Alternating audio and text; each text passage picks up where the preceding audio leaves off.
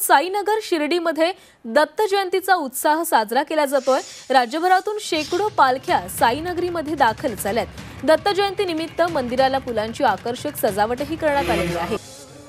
आज दत्त जयंती असून दत्त जयंती उत्सवानिमित्त शेकडोंच्या संख्येने पायी पालख्या साईनगरीमध्ये दाखल झाल्या आहेत आणि लाखोंच्या संख्येने साई भक्तांनी साईनगरीमध्ये दत्त जयंती निमित्त साईबाबांचं दर्शन घेण्यासाठी गर्दी केली आहे।